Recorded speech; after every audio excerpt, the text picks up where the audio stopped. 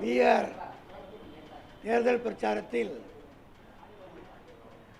இந்திய பிரதமர் நரேந்திர மோடி அவர்கள் அந்த மாநிலத்தில் இந்தியா கூட்டணி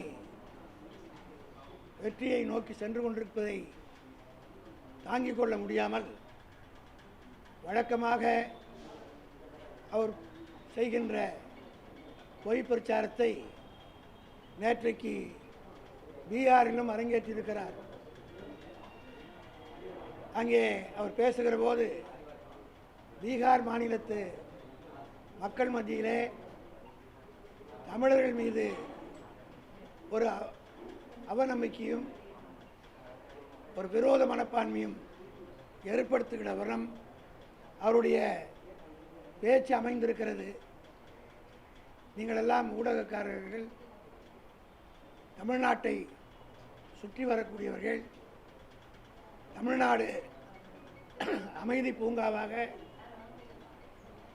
இன்றைக்கு பல வடநாட்டை சார்ந்தவர்கள், அவர் உத்தரப்பிரதேசாக இருந்தாலும் சரி, பீகாராக இருந்தாலும், ஒரிசாவாக இருந்தாலும் பல பேர் தமிழ்நாட்டிலே இன்றைக்கு நிம்மதியாக வாழ்ந்து கொண்டிருக்கிறார்கள் என்பதை நீங்கள் அனைவரும் மிக நன்றாக அறிவீர்கள். ஆனால் பொய் பிரச்சாரத்தின் மூலமாக வாக்குகளை பெற்றுவிடலாம் என்ற குறுகிய மனப்பான்மையில் ஒரு பிரதமர் ஒருமைப்பாட்டை பாதுகாக்க வேண்டியவர். பிளவுகள் இருந்தாலும் பிளவுகளை சரி செய்ய வேண்டிய இடத்தில்தான் பிரதமர்கள் இருக்க வேண்டும். தமிழ்நாட்டிலே ஒரு சாதாரண நகராட்சி உறுப்பினருக்கு கூட இப்படிப்பட்ட எண்ணம் வராது.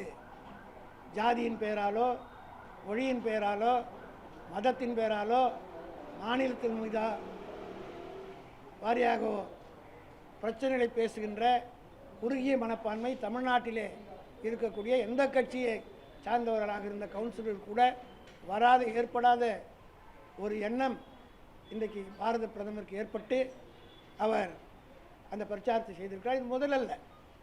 ஒவ்வொரு சட்டமன்ற தேர்தலிலும் ஆங்காங்கே போய் இப்படி புழுகு மூட்டைகளை அவிழ்த்து விடுவது பாரதிய ஜனதாவுக்கு கைவந்த கலை. அதிலும் குறிப்பாக மோடி அவர்களுக்கும் அமித்ஷாவுக்கும் அவர்கள் இருவரும் ஒருவரை ஒருவர் மிஞ்சுகிற வகையில் பொய் சொல்லுவதிலே வல்லவர்கள்.